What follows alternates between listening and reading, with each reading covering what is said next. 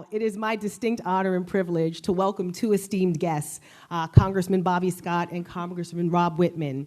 Congressman Scott and Wittman have been at the forefront of legislative efforts to bridge talent gaps and to address workforce challenges that challenge our industries and hinder our economic progress.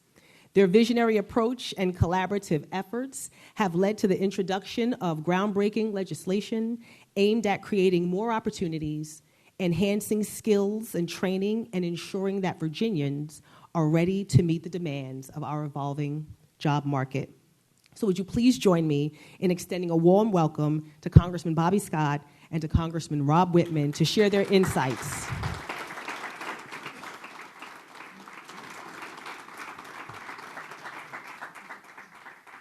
Any seat you like.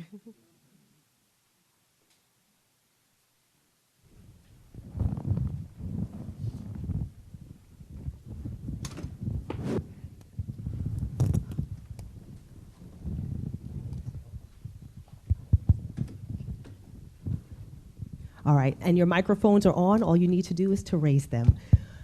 Thank you both again for being with us this morning. I mentioned some of the legislation that you both have spearheaded, and you truly are progressive pioneers, and in my opinion, leading the way for Virginia to tackle this critical issue of workforce challenges. So I'd like to start out with one question for the both of you. If you would share, I've been doing research into individual community colleges and how they're partnering around the country to address workforce challenges. And there's some interesting examples in the country. One of them is IBM partnering with Louisiana Technical Community College System to provide internships to students enrolled in their technology programs, or Central Piedmont Community College in North Carolina that partners with Siemens to create talent pipelines through apprenticeships and things of that nature. To scale these individual college efforts into statewide approaches, what are your thoughts regarding the use of federal or state funds to establish partnerships with local businesses and industries to create paid internship positions for college students? Bobby, you want to start, or you want me to go? First, let me recognize Donnie Tuck. He wasn't here when they first... Donnie, we gave you a round of applause. Got it. Thank you. Internships can be very valuable because it give you a job experience on the job, and anything we can do to increase those opportunities will be great.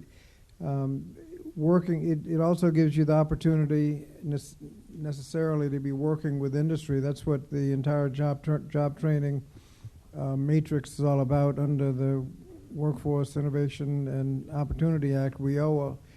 The workforce councils are supposed to be working with industries to find out what jobs are coming up and work with the public to find out who needs training to get those jobs. Used to be statistic about 2/3 of the jobs require education past high school. Now that number, I understand, is about 80%. With AI, probably go higher than that.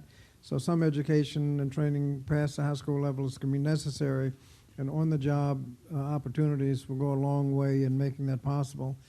One challenge we've seen on Capitol Hill is that most internships are not paid, and that limits the opportunities to those who can work without pay. We've, I think, pretty much eliminated that, so just about all the interns are paid at least enough so that they can make ends meet while they're in Washington. That opens up the opportunities for a lot of other students. But certainly making sure that these opportunities are available would be a good thing. I think there are a couple of things that we have to do along those lines. First of all, is as I talk to businesses across the region, they want interns, they need interns.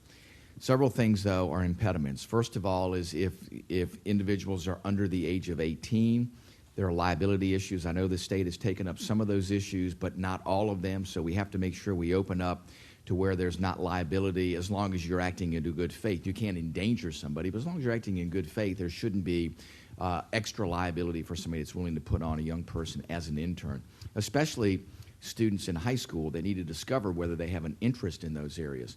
Second of all is we have to make sure, too, that there are opportunities as folks pursue internships to also connect that with education. And how we do that is to make sure that we open up the aperture for resources that are available to students. I have a bill in called the Freedom to Invest in Tomorrow's Workforce Act, which is all about taking 529 savings accounts, which today, by law, are limited to 2- and 4-year institutions, which is fine, but let's open them up to make sure that somebody that wants to get a certification or credential can use that 529 savings account. That parent shouldn't have to turn that money back in because their child has decided to do something else. You start saving usually when your child is 4th, 5th, 6th grade. Who knows what their child is going to do by the time they're a senior in high school? You don't. We want those dollars to be accessible.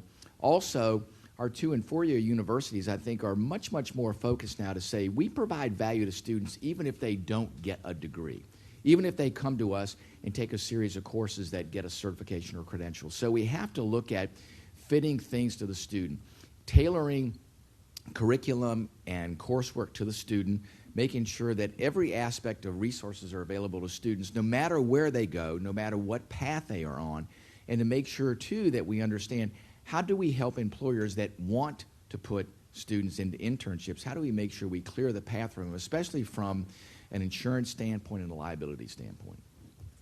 Thank you. My next question is for you, Congressman Scott. Last week, you introduced the bipartisan Workforce Pell Act, and I will share at this institution and at many of the community colleges in Virginia, we are seeing huge increases in the number of students who are pursuing these short-term credentialing programs, and so these are our CDL drivers, our phlebotomists, HVAC technicians, and our technology, pursuing technology credentials. At VPCC, we are seeing a 40% increase in students pursuing those types of credentials. However, there is still a cost associated, not just a tuition cost, but also the non-academic costs of attending college. And so this is a very exciting act for community colleges and for students who are seeking a short window of time to earn a credential that could allow them economic mobility. The legislature provides students and workers looking to gain those high-demand skills in high-demand fields Pell Grant support. So this is something that we're very excited about. For those in the audience who are not as familiar with part-time Pell as we may be, would you tell us a little bit about the Act, and can you tell us about the process that's outlined specifically for recognized accreditors to oversee workforce Pell programs and the potential entrance of new expert accreditors? Thank you. First of all, the Pell Grant right now can only be used for courses that essentially lead to college degrees. If all the course leads to is a good job, can't use a Pell Grant. I think most people view that as ridiculous, and you ought to be able to use the Pell Grant to cover the costs of a course if it leads to a good job. The trick in all of this is to make sure it's a quality program. We have, and whether or not for-profit organizations can participate. We've had problems with the for-profit sector and the regular Pell program.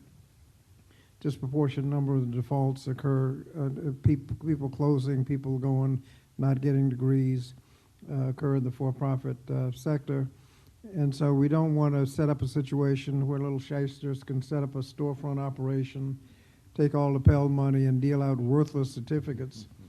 And so trying to decide, first of all, whether for-profits can participate at all has been very controversial. Some versions, we've passed this a couple of times without allowing any for-profit organizations to come in. To get bipartisan support, some for-profits are going to have to come in. The bill that was introduced, most recently, there are several bills that have been introduced over the course of this Congress.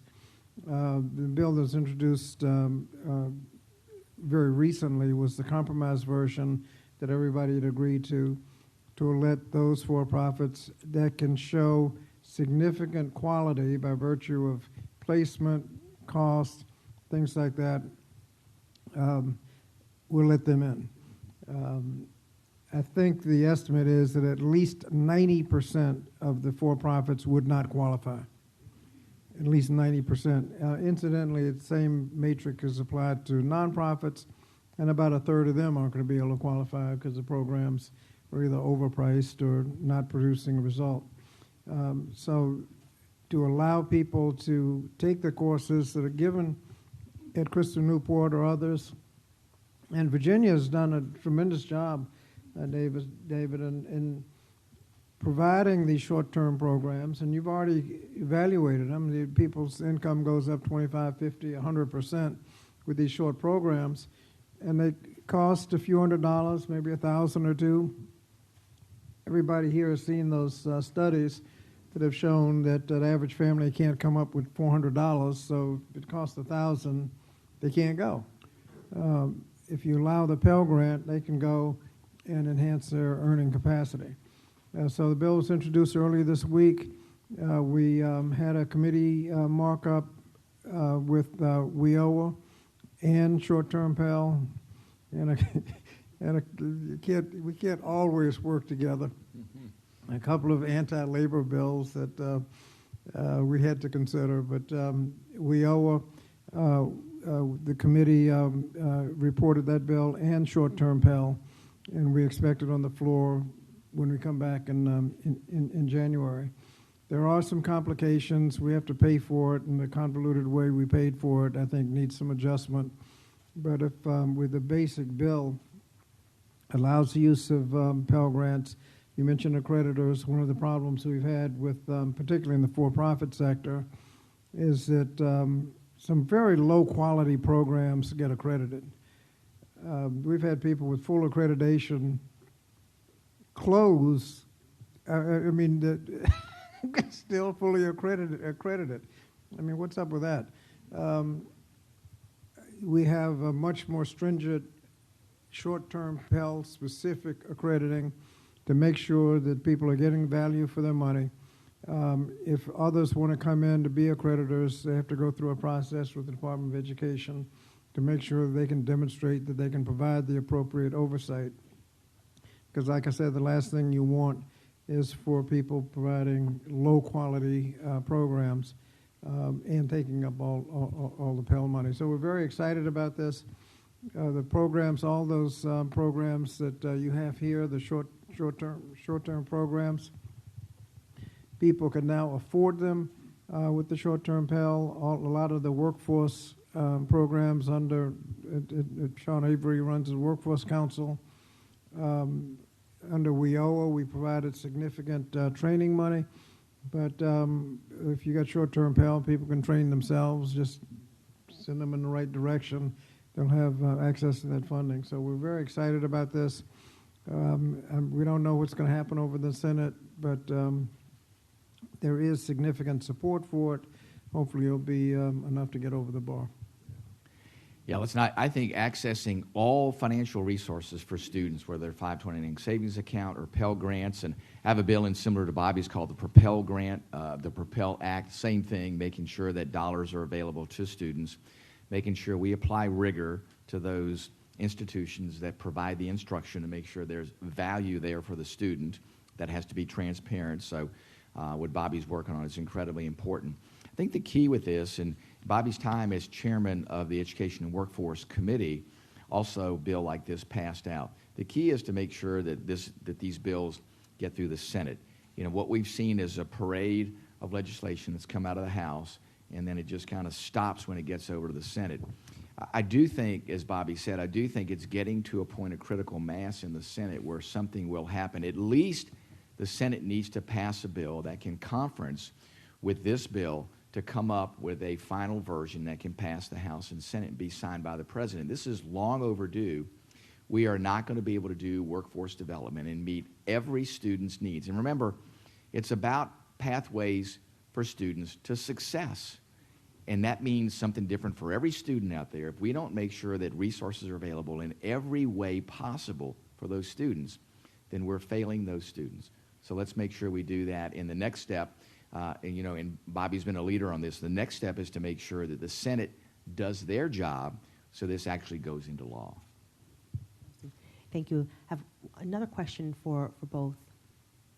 You've both played significant roles in legislation that supports the growth and vitality of the maritime industry in Virginia, and especially here in the region. This legislation will be essential for local shipbuilding and ship repair companies.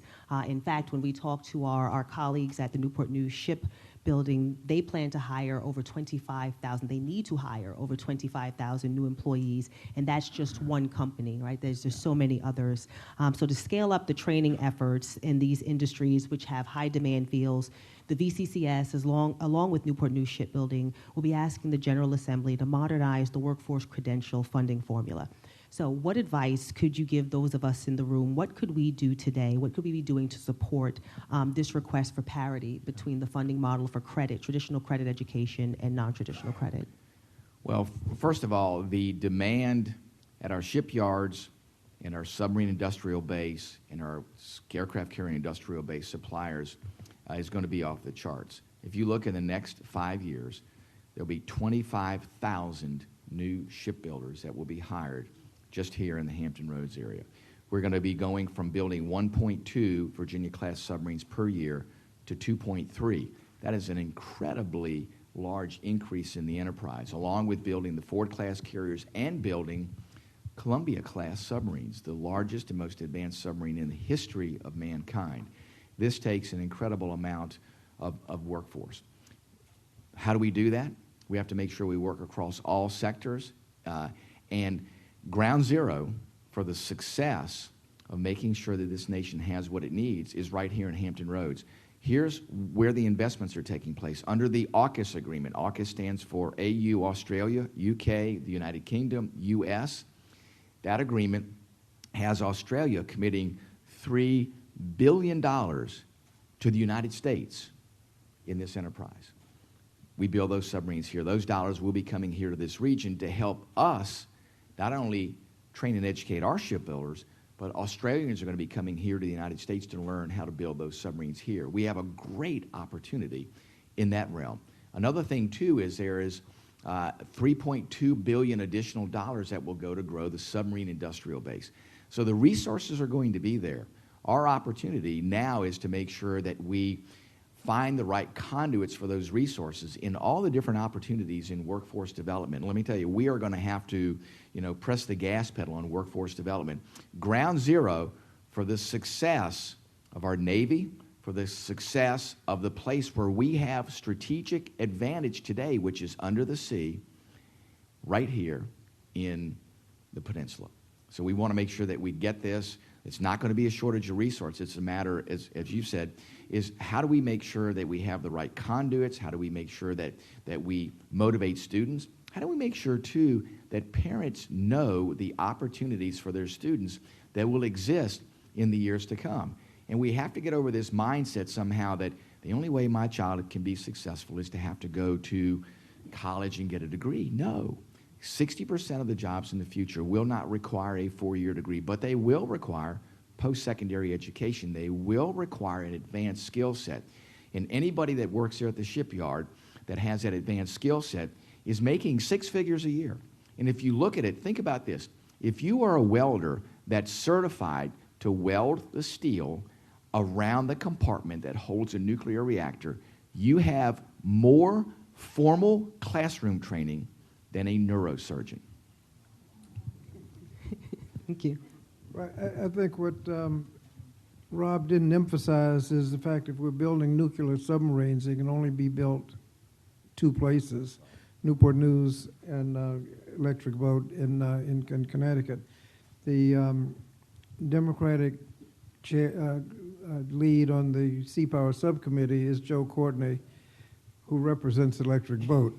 So we're in good shape talking about, and Rob has been lead on Sea Power, not right now, but he's been very aggressive in making sure we get nuclear submarines in the budget and obviously the aircraft carriers. And so the more we do, and the Australian deal just adds to it. We can't build these ships without workers, and they don't build themselves. We need the workers. These are highly skilled workers, and they have to be trained. And unless we have the training, we funded a local group consortium here to just focus on maritime job training. That just started about a year ago. But we need to make sure that takes place. Hampton has one of their academies is a maritime academy focused on these jobs. And with 25,000 jobs just in the next, 10 years? 5 years? That if you're getting skills in that area, you're going to have great job opportunities. And Rob is absolutely right. With overtime, you can make six figures. And so people should not overlook these opportunities. So we're very pleased with the National Defense Bill that we just passed yesterday. Mm-hmm. We did get that done. We haven't gotten much done. Got that done. Got that done. Yeah. And it has huge benefits for this area, but only if we can produce the workers to get the work done. Another thing too, just as an add-on. About 4 years ago, I was able to get in the National Defense Authorization Act a designation called the National Maritime Centers for Excellence, where any institution, community college, four-year university, high schools can get this designation, which means their curriculum is an automatic pipeline for workers to go to industrial-based companies that support submarine construction, aircraft carriers, surface ships, or the shipyards or the ship maintenance yards. Let's not forget about the ship maintenance yards. You know, we talk about shipbuilding, but all you have to do is to drive down the road looking across from Norfolk to the Elizabeth River, and every dry dock there and berthing dock has a ship in it now. So the ship maintenance industry in our region is equally as important. And we're just talking about shipbuilding jobs at 25,000, but the ship maintenance job stream is also incredibly important. So that National Maritime Centers for Excellence is that pipeline that we can have schools be designated, and then the industry knows when a graduate comes out of there, we know exactly the skill set that they have. They not only go immediately to work, but they go to work at a higher scale than they would otherwise because these companies know the skill set that they come to them with. Thank you. Beth, how am I on time? Plenty. Oh, awesome. Fantastic. Something that I think is worth mentioning, I'd love to hear your thoughts on this. A little over 30 years ago, I graduated from a vocational high school. And even then... It couldn't have been 30 years ago. Well over 30 years ago, but thank you. But I remember even then, I said to my guidance counselor that I was interested in going to a community college, and I was actually interested in mechanical engineering at the time. And even though I was at a vocational high school, she said to me, "That's not for you. That's not for students like you."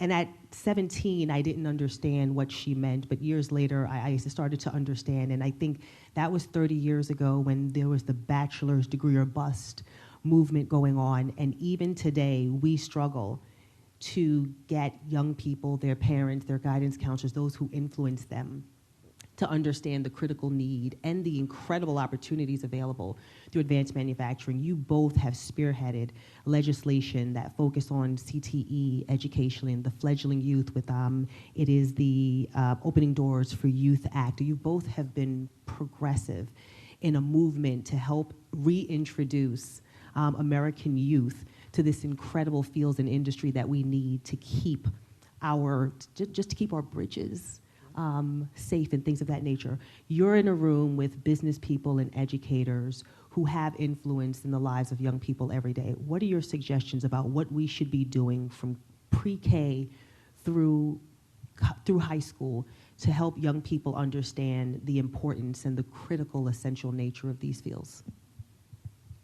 When I was in the state Senate, you were probably in elementary school back then. I was appointed by Governor Blouses to a job training study committee. And one of the things I remember most about that is the emphasis we had on if you're learning a vocation or vocational education, you still have to learn the basics. If you learn a skill, if that becomes obsolete, if you don't have the reading, writing, arithmetic basics, you're going to be lost and won't be able to move to a new job. So when you teach vocational education, you have to teach it in the context of making sure the student has the basic education. That said, we need to make sure that we don't cut off opportunities and suggest to somebody that they're not good enough to go to college. Just as an aside, it's one of the unstated advantages I see in historically black colleges and universities. Elijah Cummings is late member of the House from Baltimore, said that he was told early on that he wouldn't amount to anything by his teachers. But he knew Morgan State was there, so he knew better. So people need to have the aspiration, and you can do whatever you want, but you shouldn't have your aspirations cut off by some guidance counselor that just doesn't think that you should perform. But you need to make sure you have all of those opportunities. But coming out of high school with a skill gives you an advantage, it gives you a huge advantage because you can get a job.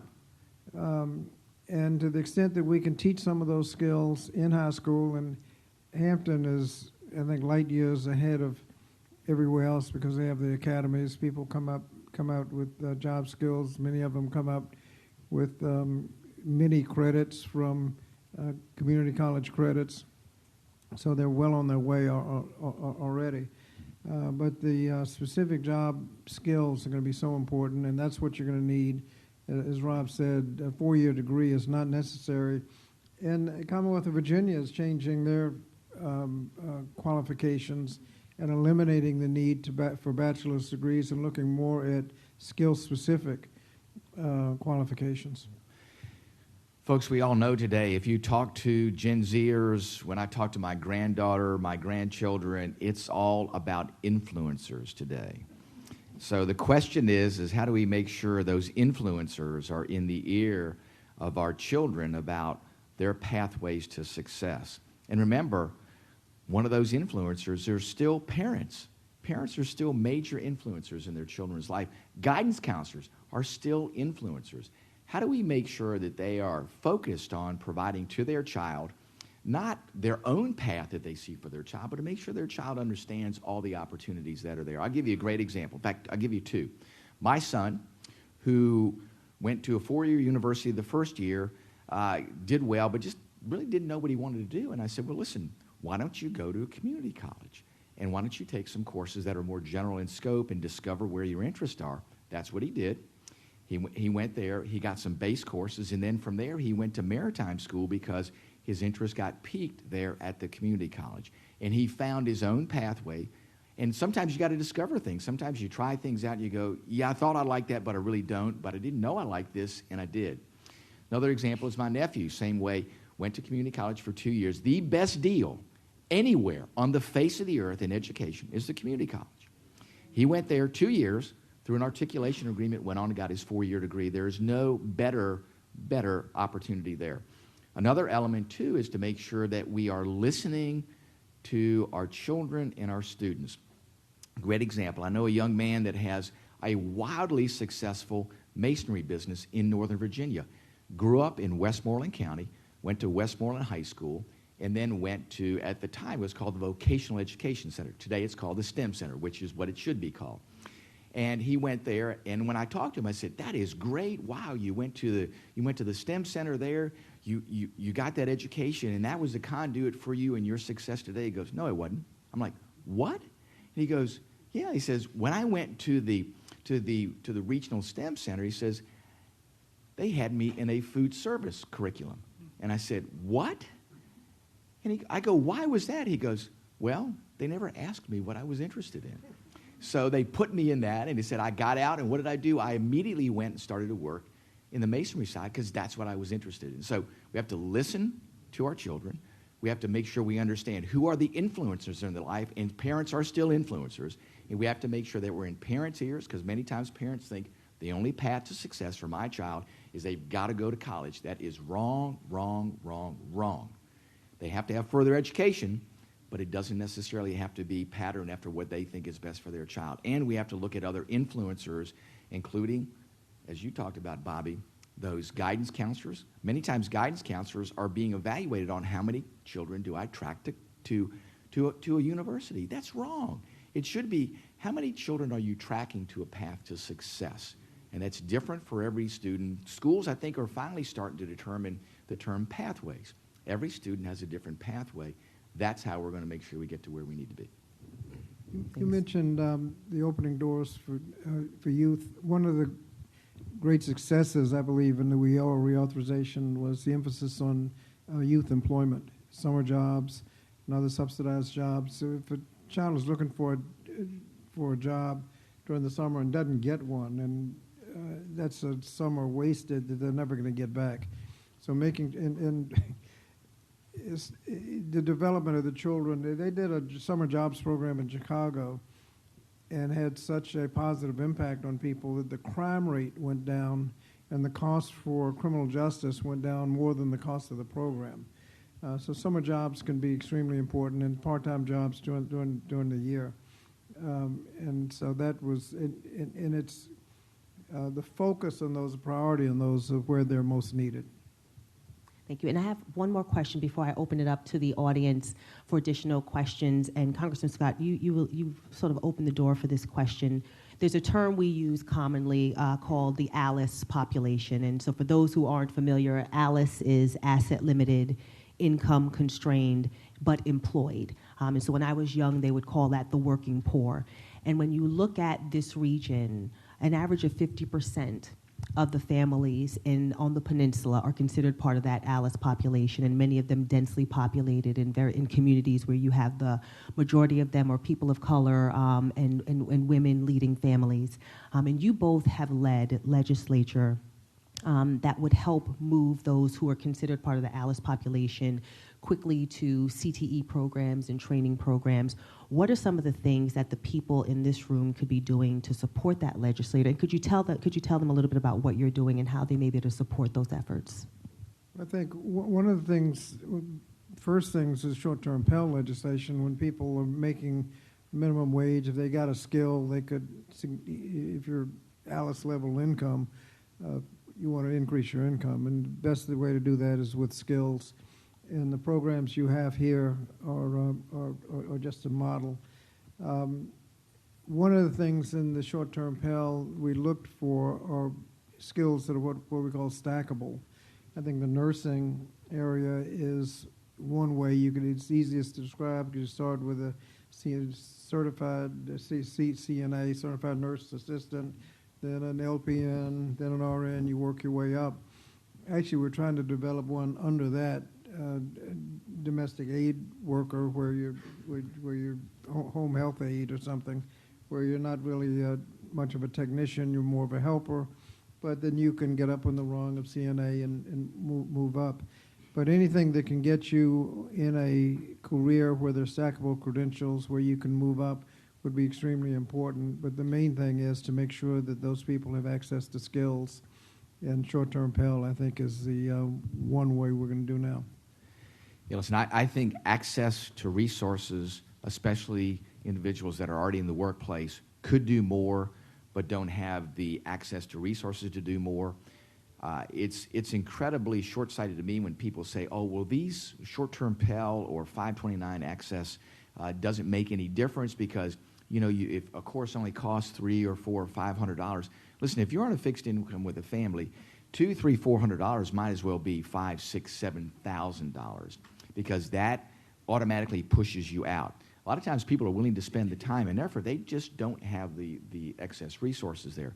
Any way that we can come up with, whether it's 529 savings account, flexibility, making sure we get to everybody, short-term Pell, those resources are the main conduit for the folks that are already in the workforce, that are on that limited income. I think those are things we have to do. And then, too, it's not just getting those programs in place, but it's then us advising folks that those dollars are available. Because many times when we talk to folks, they go, oh, I didn't know that was available. So we have to work through employers, once these things go through, is to make sure employers know, yes, these are available to my workers, and they need to tell their workers, listen, there's a great place for you to be here. Everybody needs folks in the workforce that are advancing skills. We want them to build their skills. They ought to go to them and say, listen, we think you do a great job here. Here's access to resources. If you take this course, here's the job that you can assume in this company or in this place. That, to me, is the conduit for success. Thank you. Any questions from our audience? Keith, I'm going to bring the microphone over to you. And just so you gentlemen know, Keith is our star goalie from our soccer team. Stand up, Keith. He's an incredible athletic scholar. And one day he hopes to be the governor of the Commonwealth of Virginia. Keith, good to see you. What's your question? Oh, can I hold the microphone? Sure. Okay, so this is mainly for Mr. Scott. So I did some background checking onto your profile, and This is trouble. You are the ranking member for the Committee of Education and Workforce for the 3rd District, which is my school. I originally graduated from Newport News, was in that district, and I kind of have some sort of concerns in how we're going about with the how public education, specifically at the high school level, because one of the recent policies they've introduced is that if you don't complete an assignment, you automatically get a 50, and I think that's kind of teaching kids that they don't need to do any work and they still get credit for it. Because anyone in this room, when was the last time you get paid for doing nothing? Or so, and that's kind of leading to the problems that we have in the workforce is people are going in, they're lazy, they don't want to do as much work, and then sort of there's now this new emphasis of sort of just passing kids, and then the teachers are kind of pressured to just kind of drag these kids just to get them out of high school, but then the schools are still accredited because we have 90% graduation rate, but how many percent of that actually has skills that they actually need for when they get out? So, and then I don't know, that's probably for another question, but what are your thoughts on that? Oh, no. Well, my first thought is you need to tell that to the school board, local school board. My position as ranking member of the Committee on Education and Workforce is in Congress in Washington. And one of the things that, as a matter of policy, we don't do is get into curriculum. We basically provide funding, and most of that is funding around the edges of education, the basic meat and potatoes of education we leave to state and local, but things like educating low income, English as a second language, special ed, things that get left behind are the kinds of things that we fund on the federal level. So those kinds of questions I think would be best asked to your school board members. But one of the things, just while I'm saying that, one of the best things we did in recent history was in the American Rescue Plan, when children were out of school and needed to catch up.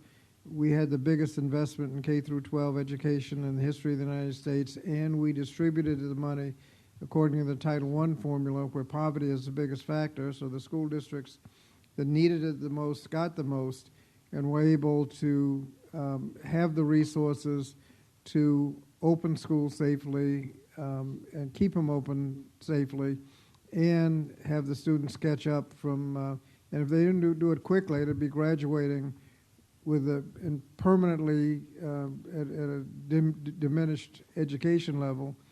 They need to catch up and need to catch up quickly, and that effort is going on now. Keith, I'll just jump in real quick. I grew up and lived among school teachers my entire life. My mom was a high school math teacher. My wife just retired after 41 years of teaching school, and I learned very quickly from them that rigor in the classroom is always to the benefit of the students. I think what you point out is good, and Bobby's right. It is a local decision, but all of us can continue to echo that, and then what we can do at the federal level is to make sure that when we have the opportunity that we do things to enable states and local government in their school systems. Fantastic, thank you. Good to see you again, sir. How about you let everybody in the room know who you are? Okay. My name is Charlie Williams. I'm a retired executive, 40 plus years in the corporate world, in construction, so I've dealt with a lot of trades. And the labor problem has been a problem for eons. It's not just happening now, it's just catching up with us. So let me start by saying, and I'm also a member of Greater Williamsburg Movement out of Williamsburg, and I lead an initiative called Project Inspire, which is an acronym for Investing in Students' Potential in Their Future, where I garner money from private donations and grants in order to help them with their career. One of the, let me start with this one. The great statesman Frederick Douglass said, "It's easier to build strong children than repair broken men." Somehow we politicians and business people haven't found that to be true yet, and we keep spending a lot of money in our budgets to do that. Career guidance is key early on, but one of the problems is, as the American Schools Counselor Association, they recommend one counselor for every 250 students.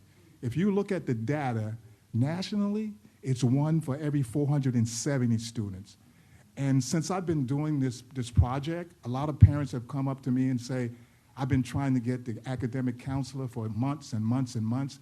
I can't get them." So I think we got to start from the beginning. We got to start when they're young and to raise them up and to find out where they want to be. Every young child I meet, the first question out of my mouth is, "What's your dream?" Because we all have potential built into us in the womb. So it's up to us adults and parents to find out what that is, channel it, and to move it forward.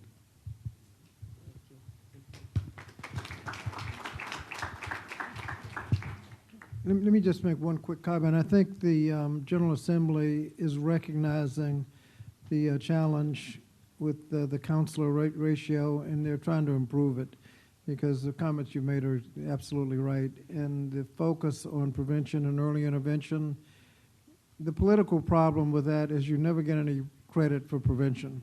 Yeah. You only get credit for fixing it after it already happens. Yeah. I mean, if you talk about disease prevention, the only people interested in that are the people that already have the disease. Mm-hmm. And so they want services and insurance coverage and that kind of thing. It's hard to get that organization focused on preventing the disease because none of the members that are sitting around the table are interested in prevention because they already have it. And so prevention is, by its nature, politically difficult. So you have to fight even extra hard. When I was in the state Senate, I introduced legislation that created the Virginia Council on Prevention. It had people from health and education and criminal justice and everything required to coordinate their activities from a preventive point of view. So you don't get stuff like the education kicking somebody out of college. It's nice to have somebody from correction saying, "Oh, don't do that," because all you're doing is putting them on the pipeline to prison. And so they started work. I got elected to Congress, and the year after I left, the council dissolved because there's nobody there advocating for it. So keep up the work and keep pushing prevention. Yeah. Thanks. Good morning. Kasia Kozlowski Kasia. with First Ability Resources. People with disabilities represent the greatest untapped talent pool. Yeah. And yet we have been collectively failing to train and prepare them for high-demand jobs now and into the future. Our regional economy will not continue to thrive if we leave any talent on the sidelines. We have started training welders, thanks to New Horizons. Yes.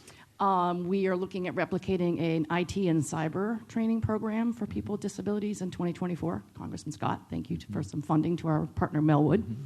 But we need scalable solutions. Yeah. And so we have a room full of educators and employers and those very vested in that happening. What do you suggest as scalable solutions and strategies for both increasing the pipeline of people with disabilities getting into credentialing and training, but also business readiness to hire people with disabilities? Thank you. The first thing I think would be extremely helpful is if you can show the success of your program so that we'd have something specific to talk about and fund. You're exactly right. You can't leave anybody behind, and a lot of these skills, people with disabilities they are people of differing abilities, and to the extent that you can maximize their abilities and identify those, they can do a lot of different jobs. And so if you can help us show how successful your program is, we'll have something to work with and be able to move forward. Yeah, I think it's incredibly important. You all are an incredible example of success in pushing the envelope and making sure you're asking the questions, and again, discovering the abilities of individuals. You know, I think it's a misnomer to say that they're disabilities. There are actually abilities there. It takes a little time to discover them. Sometimes they're not quite apparent, but there are those abilities there, and you're exactly right, Casio. We will not meet this region or this nation's workforce needs unless we tap every bit of potential there. How do we do that? We make sure that programs like yours continue. We make sure, too, we highlight that so you can develop more partnerships. We know that there's some partnerships with certain DOD elements.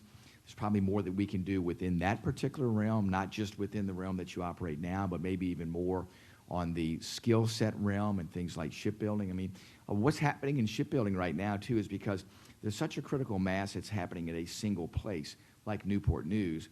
You know, when you're approaching 30,000 shipbuilders, it's just logistically tough to get everybody in and out of a place, but you still need things built for those submarines. So what's happening right now is companies that are off-site are now starting to build parts of those submarines, and then they get brought to the shipyard there and get put together. So there's an opportunity there for those smaller companies that are much better able to bring in workers that have to develop a skill set. That's the best place for us to do that. So I think what we have to look at is those emerging companies that are doing smaller work, that supplier industrial base for submarines or for aircraft carriers, is to talk to them and say, listen, why don't you partner with us? Let us have several of our students come to you. You train them in the specifics of your realm. We've trained them generally on how to do welding or how to assemble a wiring harness, whatever it may be. You train them specifically for your purpose. We'll work with you to make sure that skill set's there. I think that's the greatest potential, because then what happens is those companies see the incredible performance of those students, and then they say, hey, you know, this is something that's great. And then when it starts at the small scale there, that's the conduit to scalability. We can all in this room say it, but people have to see it, understand it, experience it. And when they do, then they're your conduit to go to HII and others and go, by the way, let me show you our workforce here. 10% of our workforce are people with very unique abilities, but look at what they can do. That's the conduit to show success and really get it on ramp to scale. John Lynn, Dr. Dore has a question. Thank you. I actually have more of a comment. Congressman Scott and Congressman Wittman, I'm relatively new to Virginia, but I'm no stranger to the work of both of you. And I just want to say, you know, having spent my entire career in California and Arizona, how fortunate Virginia is to have you representing us in Washington. You get the future of post-secondary ed and the future of the workforce in a way that I think is just remarkable. And I just want to publicly thank you on behalf of all Virginians for what you're doing in terms of helping to shape policy that is so relevant to us in the community college space. So I want to thank you for that. Thank you. As we frequently say in Washington, I yield the gentleman some more time. That's right. Yes. And thank you. Well, I have one closing question. I'd love to hear your thoughts on the reauthorization of the Higher Education Act. The Higher Education Act made higher education and training possible for almost every single person that I knew and grew up with, including I'm the child of an immigrant, made education possible for plenty of other folks who came to this country to pursue the American dream. And in my opinion, it is the single most important piece of legislation overseeing the relationship between the federal government, colleges and universities and students. And so recently, I was in Orlando for an accreditation visit, and I was part of a small group of college presidents and political strategists and futurists.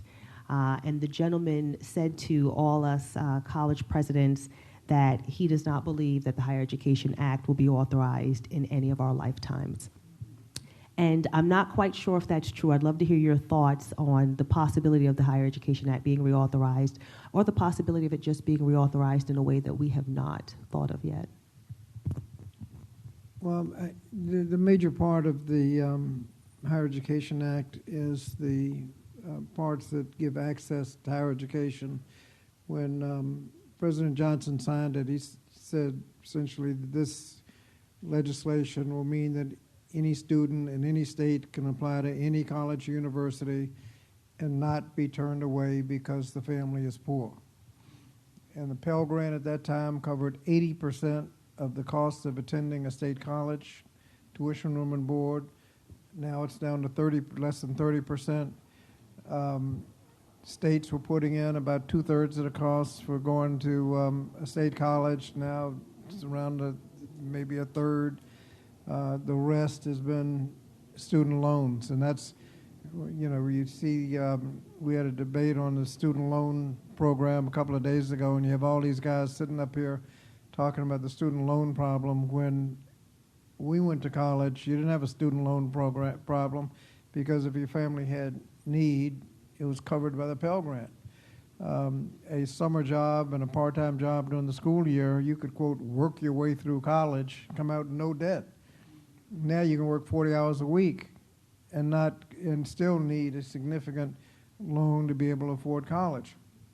And so trying to get the Pell Grant up to, I've introduced legislation from our side called the Loan Act, which essentially calls for a doubling of the Pell Grant, which won't get it, it'll get it a long way back to where it used to be, but still a long way from where it was.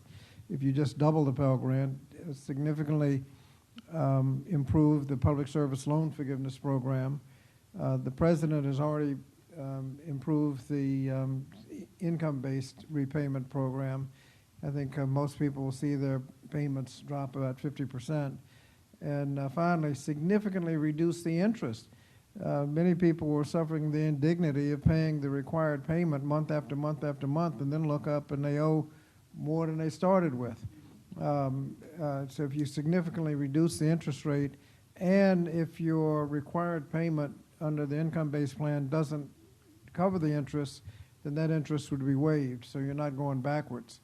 I think that would go a long way from reducing the need and making loans college more accessible, but it's obviously very expensive. The student loan program that the income-based program that the president has put in place, over 5 million students have already taken advantage of it and have signed up.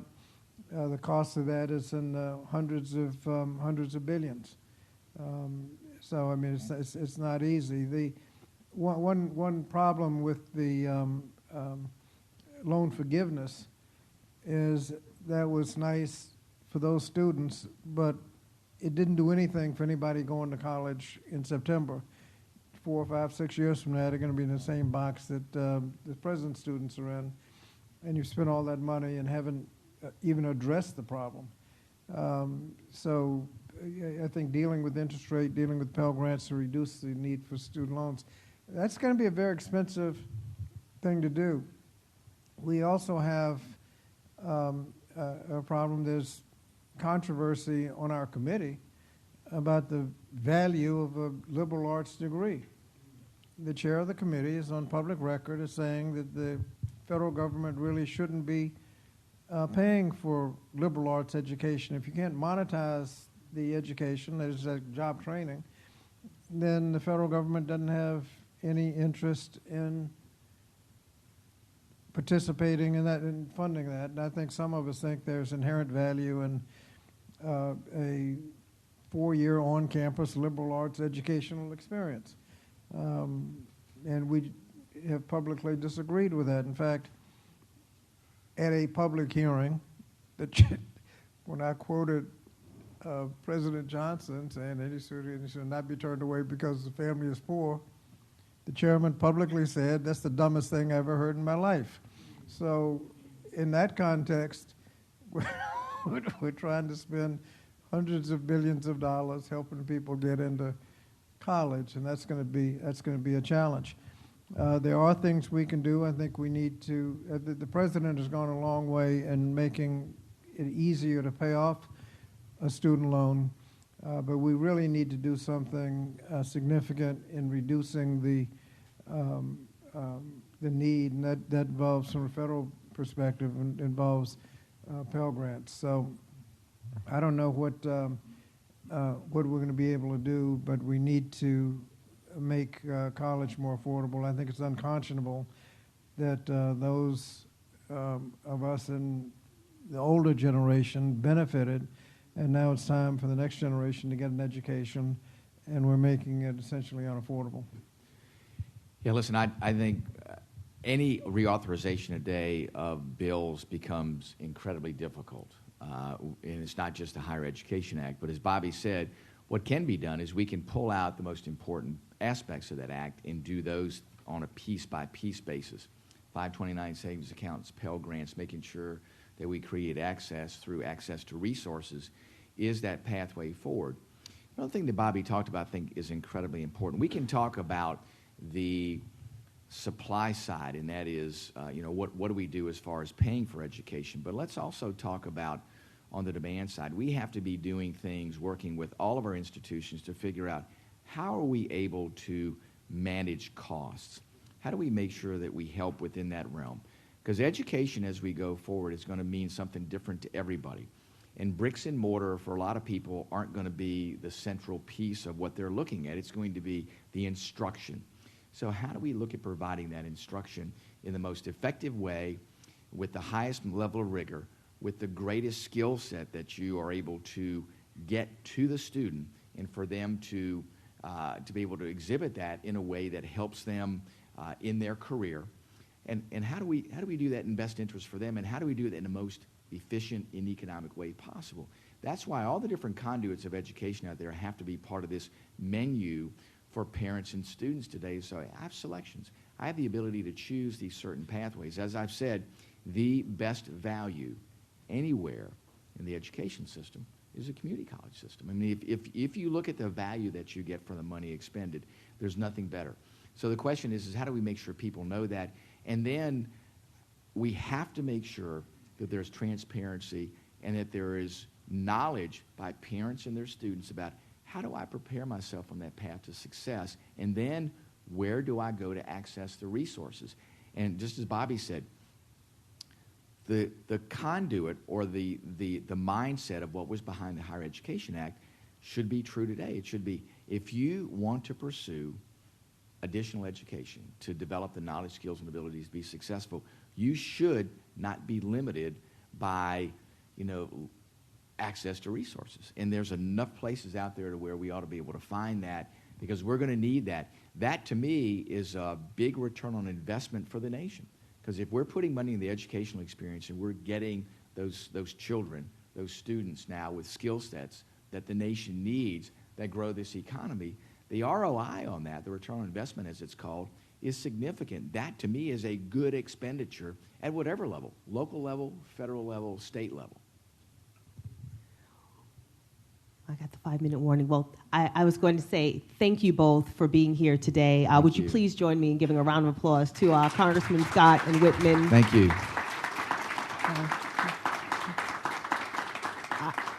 I wanted you all to hear the answers to some of these questions just so you can get a better understanding of how much our legislators are pushing for us to be able to address the talent gaps, the workforce shortages, and to create opportunities for all Virginians to participate in the workforce, not just now, not just a short-term fix, but for the long term. And so once again, I look forward to the conversations that you're going to have. Gentlemen, I am so happy to be part of this incredible state and to have representatives like you who understand the value not just of a traditional college education and not just liberal arts, but also any type of education and training and skills attainment, and also the long-term nature of education education and the ability to obtain stackable credentials for the life of a learner. So I appreciate all you do for the Commonwealth. I appreciate all you do to extol the value of community colleges. I appreciate you all. And on behalf of my incredible boss and representatives from our community, our partners, we thank you for all you continue to do for us in this community. Well, Dr. Porter Brannon, thank you. Thanks for your leadership and for your vision